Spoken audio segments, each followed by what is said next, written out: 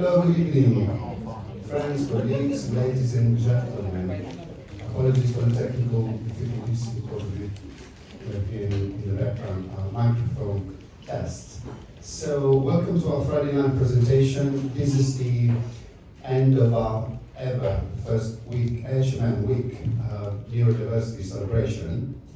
And we have two special guests tonight for me and my superpowers. So I'll pass my microphone to Laura Berman and James Thomas. Thank you very much. And great to see you again at the end of this, yes, our first ever Neurodiversity celebration week. And Laura and I hope that you do have a drink in your hand. And we hope that you will enjoy our little journey together through some of the more curious elements of our particular life and neurodiversity journeys. And the title of our rambling anecdote is Me and My Superpower ? And that question mark and the quote comes from Greta Thunberg. So, it's not very opinion. It's not very. Moving on. No. So Greta Thunberg. It worked like 2 seconds ago when we tested it. Do you have to point it? Yeah. So Greta Thunberg. Can you do the next slide? Yeah, there you go. Do you want to give me the keyboard and I'll do it that way? Yeah. Alright. So Greta Thunberg, in the good old days of Twitter, before Elon Musk and another great neurodiversity people changed it to something else, tweeted, I have Asperger's, and that means I'm sometimes a bit different from the norm. And given the right circumstances, being different is a superpower. So Greta's often been misquoted on this, but so actually what she wrote is a little more deeper. And I think, next slide please, that there is a certain similarity to actually what Richard Rogers spoke about. He said that dyslexia allows you to look at a broader element and forget what is normally done. And in this intro part, we're going to set the scene. So up next slide, over 20% of the creative labour force, and that's what I hope we all think we are, the creative labour force are believed to be neurodivergent, and indeed our survey of 2020 identified that 11% of us, over 11% of us are identifying as neurodivergent. And that is, next slide, a range of things, mostly dyslexia, and then ADHD in second place, followed by dyspraxia and autism, and then dyscalculia. And next slide, and we are right now in the process of rolling out the AHMM neurodiversity policy, which is exciting. There's 3 documents out there. And I've got to say, the AHMM neurodiversity chat is the newest and coolest and most exclusive club in town. Applications taken here at the front, but there is a high standard for that. There's also some national and governmental guidance, which we talked about. Next slide. The PAS and the GPA and some other stuff. And we are amassed in that. There is now a folder for all kinds of guidance and resource matters on all things to do with neurodiversity, which is there and it's on that email I sent around earlier. But as tonight we are just the AHMM family, we thought we should tell our stories. Thank you. Can I have, I'll take the thing up here. Which one do I press? Just okay, great. Cool, thank you. Hello, and thank you for having me at my first Friday night presentation. So I'm Laura, and I am going to chat to you a little bit about my journey with neurodiversity and my thoughts on it being a superpower. So I wasn't diagnosed with either ADHD or dyslexia as a kid. I did pretty well academically, I was a total bookworm, I was confident and chatty, surprise, surprise. And I actually liked doing my homework. I do look a bit like I'm trying to strangle my friend Katie here, which is probably a discussion from another forum. But when I went to sixth form for A-levels, I started to struggle a bit. I found it difficult to manage quite a varied set of A-levels across arts, humanities, sciences, and I found that when teachers were less hands-on, I really struggled to keep up with their kind of higher academic achievers. And I also went from being in a single-sex girls' school from the age of 7 to 16 to a mixed school sixth form, and I really struggled to kind of know how to navigate quite a different social environment. When I was at art school, however, I did get diagnosed with dyslexia, and it came about by me just saying in passing that I struggled with essay-based subjects at school, and the tutor there asked if I was dyslexic, and it hadn't really occurred to me at all that I might be, but being in art school they had an in-house dyslexia tutor who I went to speak to, and they asked me some initial questions, and I showed enough evidence to be put forward for an official assessment. And I got the diagnosis and the support I needed. At university, if anyone has went to Liverpool, they might recognise that lurid green carpet. I continue to get support for having dyslexia. Typical things like having a laptop, a voice recorder for lectures, and more time in exams. But I also started noticing that without the structure of the family home, I was really struggling to stay on top of things like housework, mess, emotions, managing my finances, my time. And I was also going through a bit of a difficult time in my personal and family life, and looking back, I was becoming increasingly impulsive, anxious, and turning to unhealthy coping mechanisms beyond the usual kind of uni piss-ups that we all know and love. And it wasn't actually until October 2022, when I was 34 years old, that I got diagnosed with ADHD. I'll talk a little bit about my journey to getting the diagnosis shortly, but I wanted to kind of just use this sort of age journey to show that you can actually have a condition your whole life and not really fully understand it and only get diagnosed as an adult. This picture was actually taken around the same time that I got diagnosed at a work event, and I quite like it because it looks like I'm sort of winning an award for having ADHD. And so you might think, well, wellness signs, because quite a lot of people are surprised when I say I'm dyslexic and have ADHD. Because I did well at school, I can hold down a job, I'm independent, I now write for a living, and I didn't seem to have any kind of obvious signs to the outside world. But some people who know me well say, actually, now I think about it, it does make sense. And when I look back, I think, yeah, there definitely were some clues. Throughout my life, I have constantly started new hobbies, I've got new interests all the time, ideas for different businesses. I've currently got about 6 or 7 Instagram accounts, not including the HTML one on my phone. I've started 3 different book ideas. I've got an electric piano in my flat, which I've played maybe 3 times since I got it a year ago, in my quest to be the next Adele. And my dad always used to say that I'm not a finisher completer with any tasks, and if that's not an accurate assessment of ADHD, I don't know what it is. My mum actually gave me this card many years ago because I was so untidy, but I could seemingly not see the mess around me even when I was surrounded by it. And friends also, if you know RuPaul's Drag Race, a better reference, is a lot of friends would tease me that kind of mid-conversation, walking down the street, I'd randomly point out some innocuous thing unrelated to the conversation that I spotted. And when I was small, and obviously that's a Snoopy toy, so my dog obsession started young. But when I was small, I used to suck my fingers, or suck your thumb, like other kids do to self-soothe. And what you can just about see in my right hand is me twiddling my hair.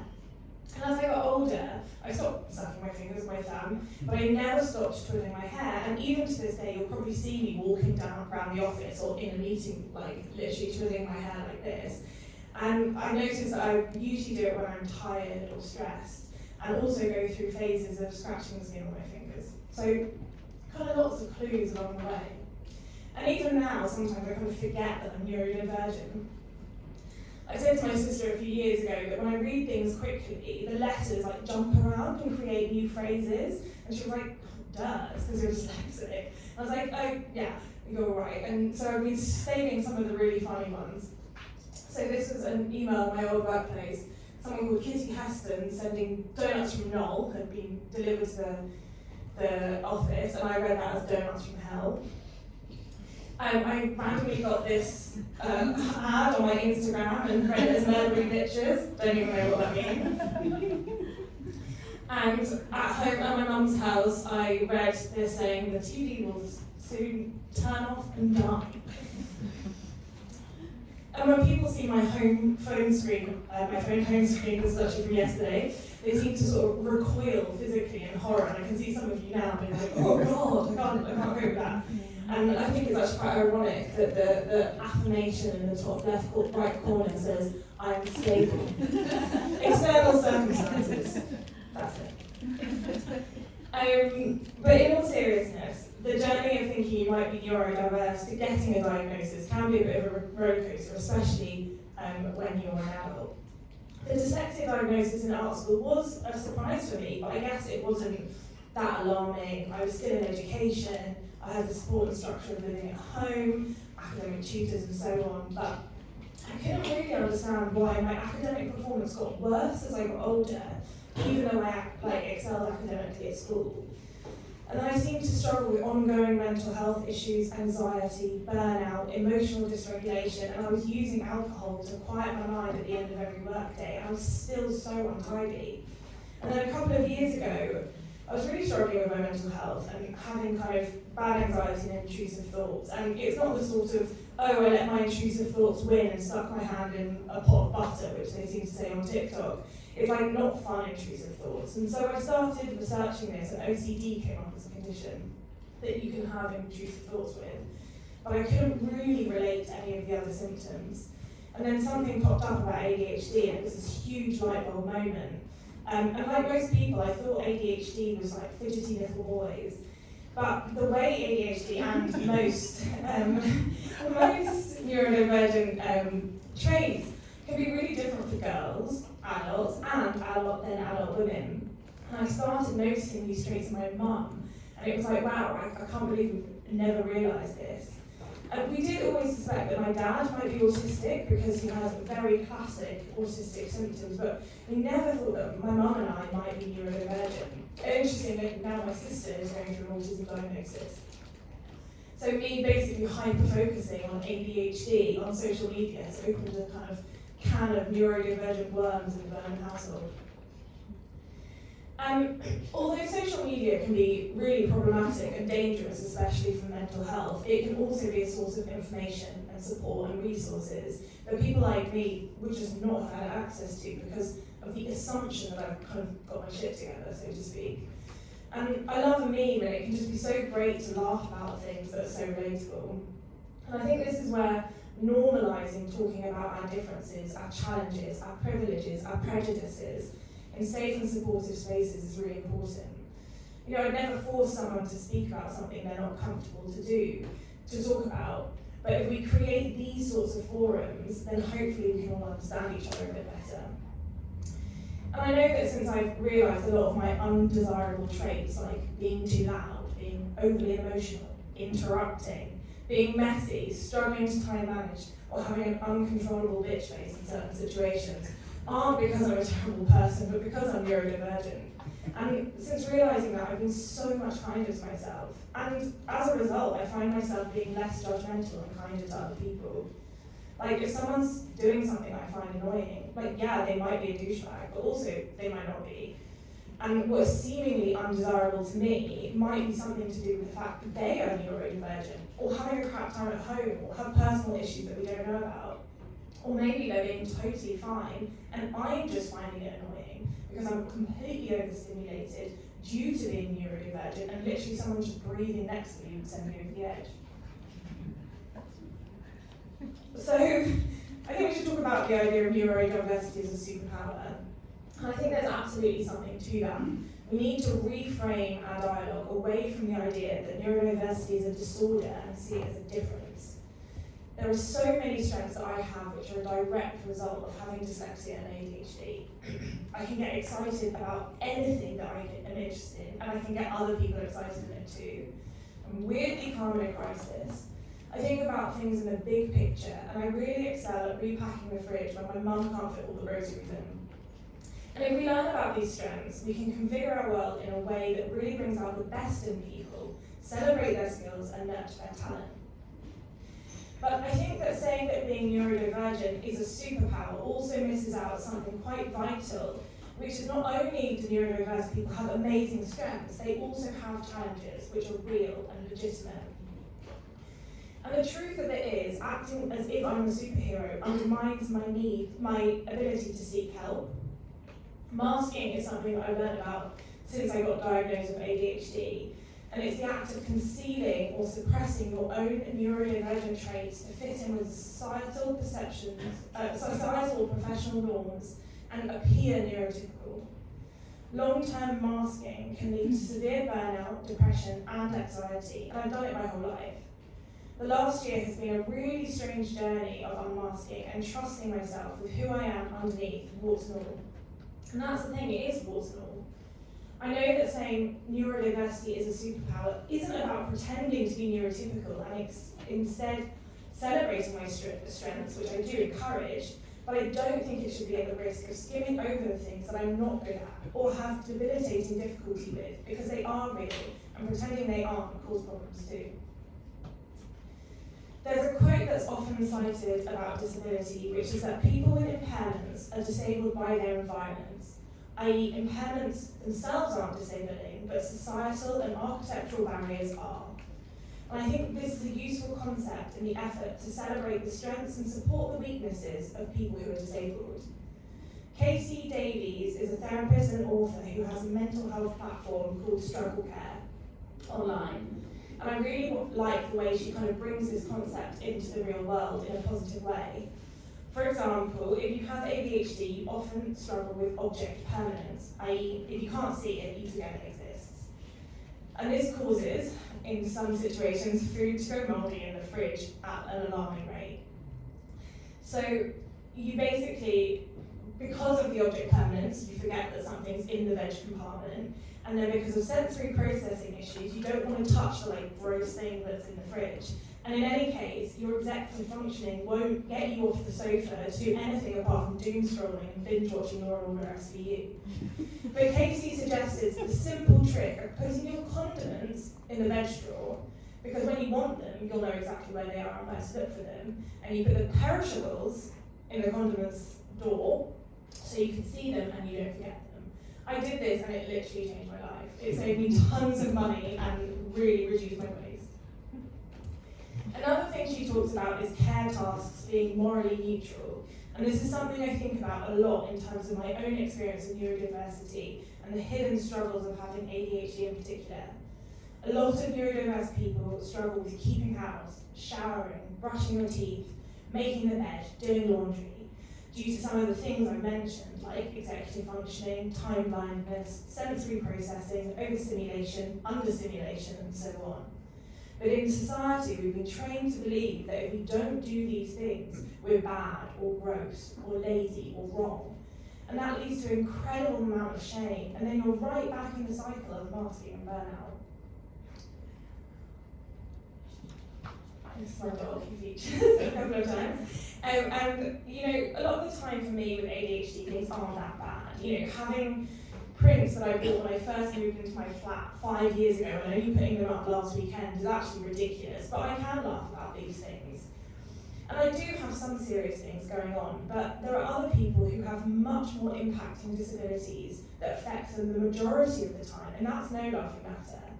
And I kind of wonder what these people would say when they experience much higher barriers and much greater prejudice, if they would think that their neurodiversity is a superpower. So if I bring this back to a work setting, I think it's important to recognise that we need to change the way we operate at a systemic level across the board to support people who are underrepresented and face barriers, whether that's neurodiversity, socioeconomic background, gender, ability, sexuality, age, being care experience, being a new mother.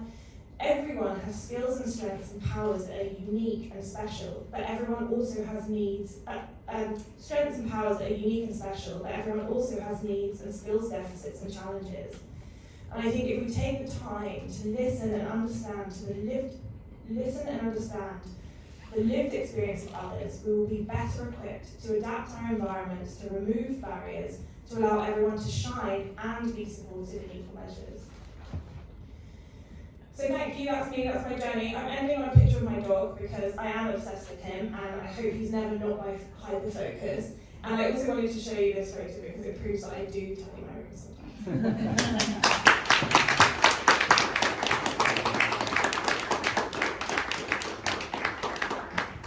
Oh, what did I do?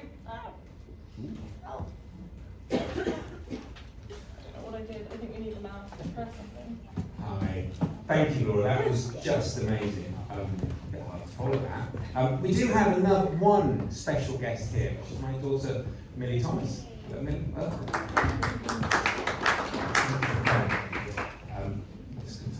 So Yeah, thank you, sorry. there you go. Next slide. Oh, no, we do that. Okay, I'm going to try and pick this up without destroying the...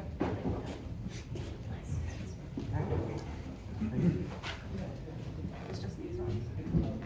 This could possibly go wrong with this practice. So there is... Sorry.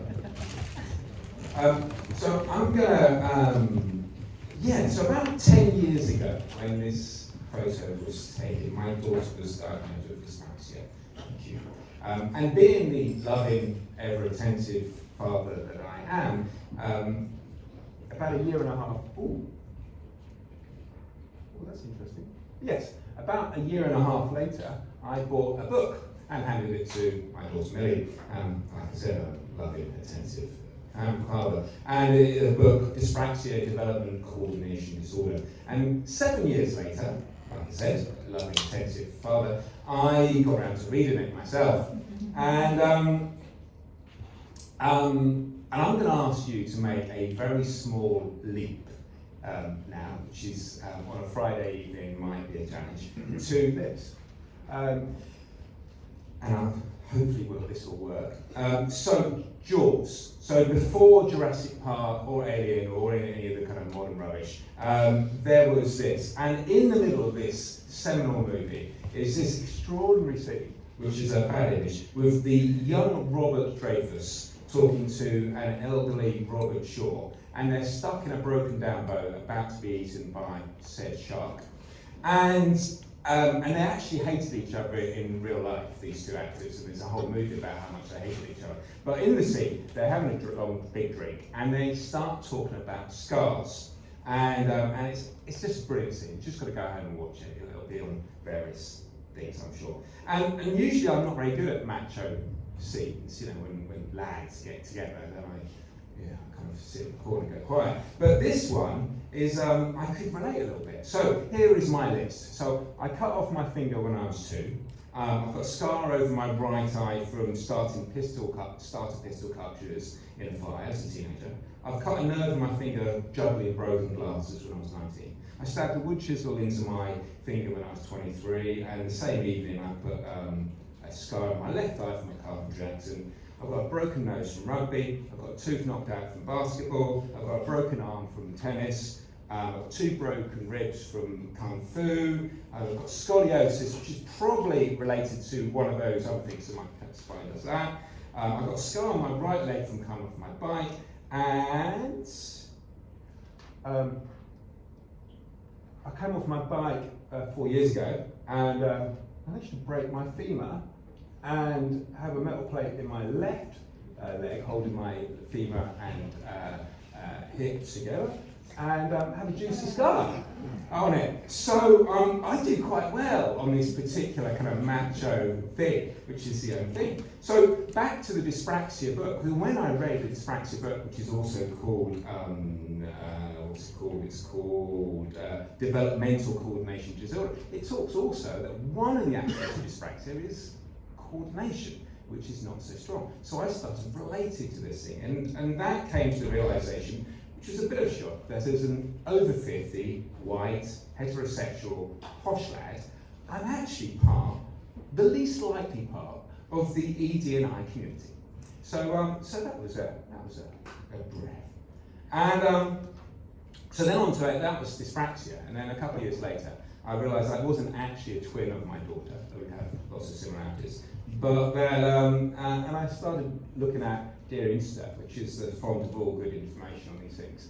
And this particular lady and her husband became quite high up on my doom scrolling list of ADHD, and so said hyperfocus, interruption rate, which became kind of words that meant something to me in this thing. And so on from this, it was then onto the free surveys you can get on to see whether you're ADHD, which is actually quite good, and they're a lot of fun. I encourage you all to take part in them. They don't take very long, and they are, as I said, free. And actually, they're not that much different because, okay, so I need to explain this because I didn't do it very well before. So with ADHD, there are two ways to diagnosis, subtly different. They are both professional, as I say this, there's one which is professional and one which is amateur. But there's one through the kind of psychologist professional route, and there is one through your GP and the NHS route. And the GP NHS one does lead to getting free drugs as well.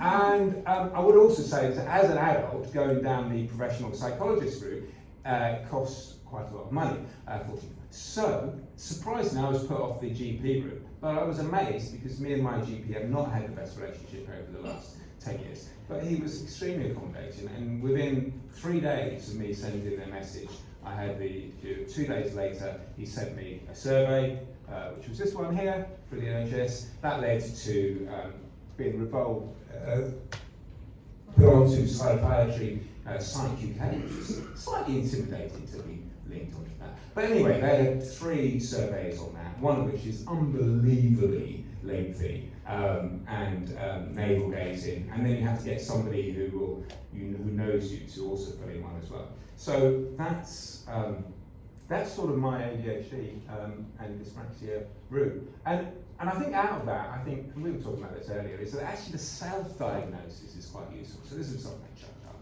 before, which is actually learning about yourself. And at the end of the day, that's what you really want to do. See, if we're all on a journey to understand ourselves a little bit better. And I recognise in that a bit, as you were saying, there are some traits in there which are pretty annoying. I know that I find it very, very hard not to interrupt people when they're speaking. I've just got so many ideas bubbling over. And I know that for lots of you, that can be a really annoying trait. But I do try really, really hard to suck my teeth and not say anything when somebody else is speaking. And there are plenty of other things there as well. Some are good. That is just who I am, to be honest. And you also find online that there are other things, which you find lots of random, beautiful bits of information on Instagram and the internet when you're looking at Neurodiversity. So one of those is that ADHD may be an evolutionary advantage, which is nice now, because we're better at good hunter-gathering, because we get bored with a particular bush and we will move on to the next one before anybody else. So there you go. And we're good in a crisis. And we're good in a crisis, yeah. So that's why we're alive and exist. A little bit about architecture and work environment. So this beautiful Franklin, right? You know, the epitome of office building, and it's just sublime, isn't it? And as a baby architect, I got to work on the much copied version down there by Foster's at Riverside 3, which is in the lineage of that. And I've got to say, it's wonderful for an hour or two, but for me, being there 8 to 16 hours a day was a living hell. I just need to break out of that, and that's probably kind of a bit which I do here. It's not about that I can't work in somewhere like this or somewhere like this, but every now and then I need something different, and that's why occasionally you might find me in the AHM quiet room down there, which is just brilliant. And to work somewhere like AHM where we recognise this, and that there is not about cookie cutter, which is what the kind of Johnson wax thing is we're not all the same. So that's a little bit about me. That's the alternate place where I would love to be found working, on Dartmoor a few years ago. But we can't all work in a situation like that. There's a reality to that. And I thought I'd finish with this, which I do just love this quote, and I just think that even though it wasn't, it does apply, particularly as architects and those who work in the architectural design world, is the place in which our fit will not exist until I make it. Thank you.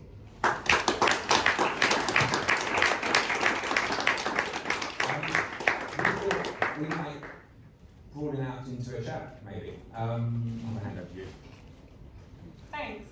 Yeah, so we can like sit here and chat, you know, we're two chatty ADHD people, which will probably just consist of us interrupting each other ad nauseum infinity. But I thought I'd open it up, we could also open it up to questions and maybe have a bit of a chat with you guys and share some thoughts.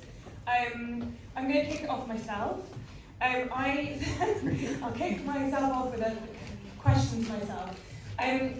So one of the things that I kind of think about a lot over the last couple of years is, you know, how do we make workplaces accommodating for people with neurodiversity, not just kind of physically in terms of spatial design, although I think the current trends of interior design are changing to be less one size fits all and more kind of customizable and varied. I think another thing that has been a really important part of my journey is how people around me and staff and businesses have kind of treated me as someone who's got ADHD and dyslexia, and I think it's something that, you know, going back to what I was talking about in terms of understanding the lived experience of others, I think is really important not only for us sort of generally, but especially if you're like a manager or you're trying to move in towards management, you know, really trying to understand the people that you're working with and the people that you're managing, their experiences. And I've had good and bad experiences, and I've had one experience where, you know, at an appraisal with the managing director of a company, someone sort of, my previous manager pulled up traits that were seemingly not okay, but they were actually things that were ADHD related, and they knew that. And that was a really tricky thing to navigate because, you know, some of the traits that people who are neurodivergent have are not ideal. Like interrupting, I do it all the time, and it's actually kind of rude, right? And like, if punching someone in the face was a trait of ADHD, like that's not okay, like, you know what I mean? But it's sort of how do we kind of accommodate people and sort of meet them where they are to try and help them. And I think that's something I think about a lot, and I've actually had an incredible experience here, and Anna's been absolutely amazing to try and shout out to Anna. She's been absolutely amazing in trying to understand what I'm going through and support me. And yeah, so I just kind of wanted to add an additional point on that. And what's your experience been like? Yeah, thanks. Actually, this is a special place, and I've got to say, I was terrified. I was really, a lot of things don't terrify me, but the idea of I starting to open up about this was, and I mentioned it in a presentation about a year ago, just like 3 words, and even that was scary to do that, even though it was a mental health presentation. And then it took me time to speak, you know, even though I was going well with my manager, to still like let me do that. And my experience has got a bit where, you know, I just had the very best. It was very hard to do it, but I really appreciate when I did say, can I just, and I went through that, you know, it's that enormous list of my self-diagnosis. I just sat down with my manager and said, can I run through this? And I just went through it line by line by line. Bless them. They just listened to all of that stuff and sort of my concerns as well. And that was just the best and most kind of affirming bit. And it can be really overwhelming, right? Like it can be so overwhelming when you've got something, especially as an adult, you know, like you don't really want to go into a workplace and be like, I'm struggling. Especially, you know, for me, I was a new employee and being like, hey, I'm new, I want to do a really good job, but actually like, I'm really struggling in certain areas of this. And you do have to be quite brave and quite, you know, it's hard. I really find it can be overwhelming, and especially when you have like researched it and you're like, and this, and this, and this, and this, and this, and you're overwhelmed. Like, how do you take that to a manager and get the support you need and feel confident to do that when the world isn't really set up to see things like ADHD, maybe more so than other neurodiversity things, as like just something that's like, oh, a squirrel, do you know what I mean? Like, it's not really understood. So that, and I think that's where social media is a bit of a double-edged sword, because they're like, the memes are great, but like sometimes it's like, it's not just there's a squirrel, you know. But yeah, any questions?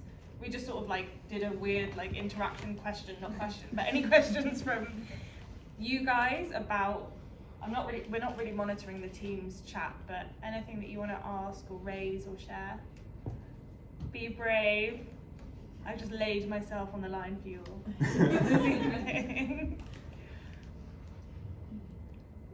No? Well, I'm just going to say something. I'm not really going to talk about me, that's probably, I don't know if I'm neurodivergent or not. It's an interesting question in itself. I'm sure though, like everybody here, I'm hugely grateful and impressed by both of your willingness to speak about yourselves and what you have.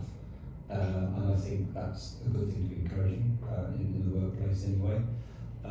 I think it might be quite difficult for people at the back of the room with a beer in their hand to feel they necessarily want to do the same or not, I don't know. So whether that's... Only if you're comfortable. Exactly. So whether that's a good thing to kind of do in a slightly smaller or intimate forum, sort of towards the back of the room. Now who's clumsy? Is clumsy, yeah. Exactly. No, I just will say that publicly on behalf of repeated patterns of behaviour. On behalf of those in the room, if that's not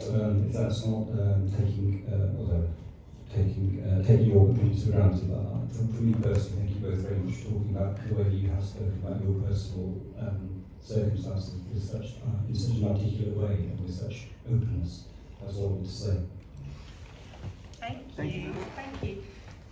You think you had a question? Do you want to just shout? Yeah, I was going to say What's what's next. next? I've got ADHD, literally everything is next. Do you mean for like at HMM or generally or? Yeah, I guess maybe what the cross-fertilisation of how we design spaces, how we manage people in a company. Lots of little things. So we've got this Neurodiversity policy, which is coming through, which should be great.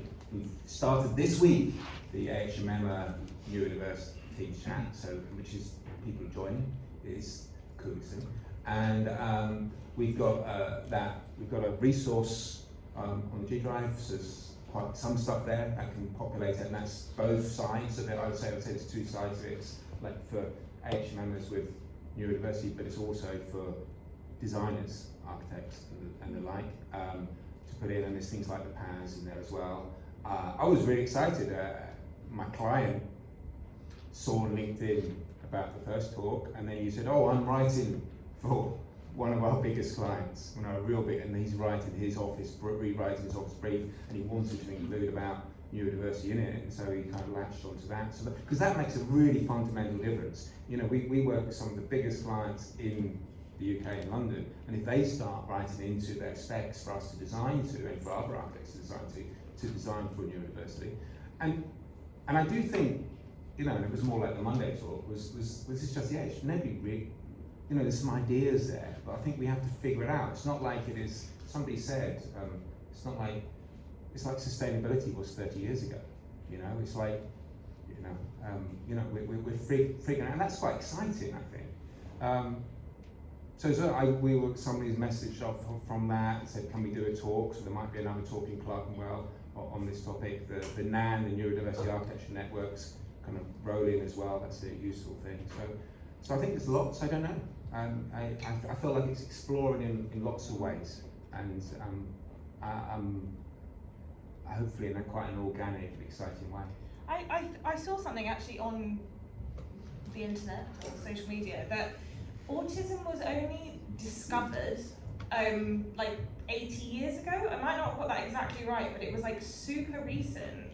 And I think it's, when you look back and you think about these sort of like eccentric scientists and these people with amazing skills and people who can, create, requiems at the age of 5 and, all this stuff, obviously neurodiversity has been around for a long time, but it was only recently like diagnosed in our kind of recent history. And so I think there's still so much to learn, like the fact that even me, someone who really interested in diversity, was surprised when I got told I had ADHD, because I was like, oh, I'm not a small boy who's fidgeting. Do you know what I mean? So I think there's a lot to learn collectively, and not only for the people who are neurodiverse, about the spaces we're designing, but also for the workforce to understand the skills and needs of their neurodiverse colleagues and employees. And I think the only way is up, really.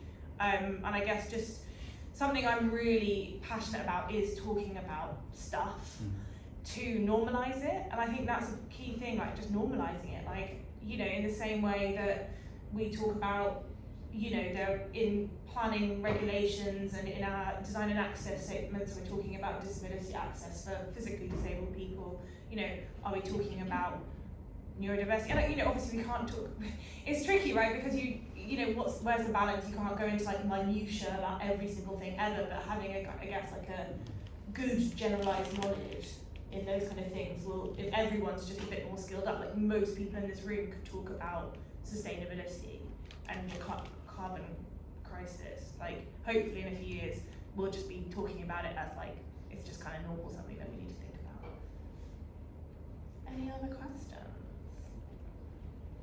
I mean, maybe it's just more of a statement really, but as I said, 10 years ago, no one was talking about mental health. Maybe 30, 40 years ago, no one was really talking about people in wheelchairs. And so the development of that to actually having regulations now within Part M, which are for people in wheelchairs, but actually there's only about 4% of the population, or the disabled population, that are actually wheelchair bound. And yet most of those regulations are geared around wheelchair users. So that whole level, and not that anything is a disability, that's what you were trying to, I think, hint at when you were saying then, you know, everyone is different, everyone has their own points. So I guess it's eventually we're going to get there, I hope. And again, like you say, just by talking about it. Yeah, absolutely. And the point that you made about actually a small percentage of people who are disabled are in a wheelchair. I organised a talk with, do you know the comedian Rosie Jones? She's got cerebral palsy. And I've organised a couple of talks with her, and she made that point exactly, that it's really unusual for her, for someone who is disabled and has quite significant barriers and prejudice. You know, the reason that she wears headphones all the time is because people shout like shit to her in the street, like awful. And she said, you know, the sign that everyone knows for a disabled person is someone in a wheelchair, but actually such a small percentage of people who are disabled are in a wheelchair, and it really kind of negates the lived experience of people who have invisible disabilities or visible disabilities which aren't wheelchair bound. And obviously, you know, it's just things like that, you know, just common lexicon, the way we talk about things, you know, how we visualize things, you know, just challenging misconceptions, I think will go a long way. And it's a journey, right? Like, it is a journey, you're right. Like, not very long ago, people would never dare to speak about mental health, and I'm like, yeah, lol, I go to therapy, like, see you later, like, for, you know, I'm off to see my counsellor, you know, and it's like really normal and like not like, I mean, maybe I'm a bit like misguided because I like overshare big time, but like, you know, I think it's like, yeah, and I think also like, if I am going to be the oversharer, okay, maybe I can be the oversharer that someone else is like, okay, maybe it's not so scary to talk about it, and then if it is too scary, cool, like, that's okay too, you know. Any other questions? Thank you so much for the openness of the subject. Just wanted to put something out there, because the more we talk about things, the more we discover about ourselves. You know, from sustainability to social attention to different conditions, from sexual politics, mental, and so on. To me, they can all go under an umbrella, which is care. I mean, if you're curious and interested in people, you always treat them as individuals. Yeah. But in order to do so, you need to get to know them. And it's a bit like when you have a special client you design for, and it could be an eccentric person. You don't question their condition, whether it is been classified. You just follow what they tell you they feel more comfortable with. And so my question is, it's a great, almost revolution. They're talking about things and they kind of get acknowledged and diagnosed and so on. But on the other side, I have a slight concern, because this is the moment in which we begin defining formulas, and we put on aside the care, which is not about formulas. There's always, you know, a formula just from A to B may not classify absolutely everything and everyone. But you know, the best thing to address all these issues from sustainability is to take care. Yeah. To take care of the environment, take care of people, you know, be curious about things. So do you think that there's also that danger? You know, you say my client is writing a policy for the workplace, and then that's okay. But I'm sure there'll be limits to that. And then won't people think that as long as they conform and tick all those boxes, like is happening with sustainability, they are cool. You know, they are in the right. So I do think that a culture of care rather than maintenance. Sorry, I put these two words I think that's a good point. next to one another, because sometimes it's like maintenance is, you know, you think it's care, is not.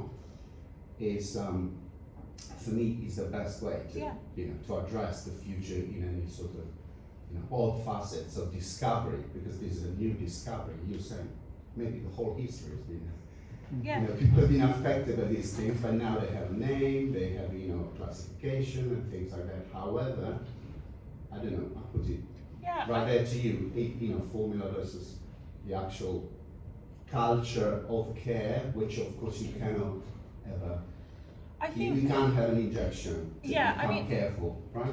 You're absolutely right. You're absolutely right. And I think that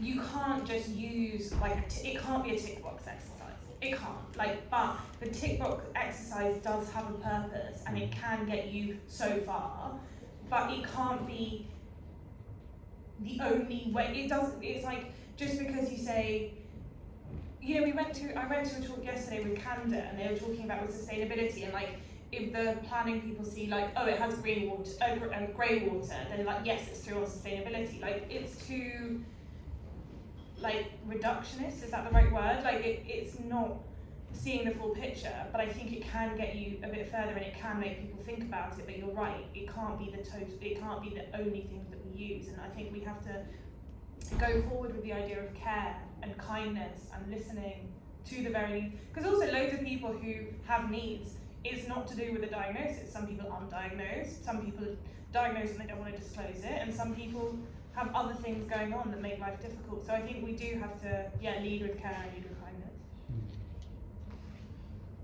I mean, you're right, and with where we are with neurodiversity, and there is a thing, which is that a lot of people who are neurodiverse are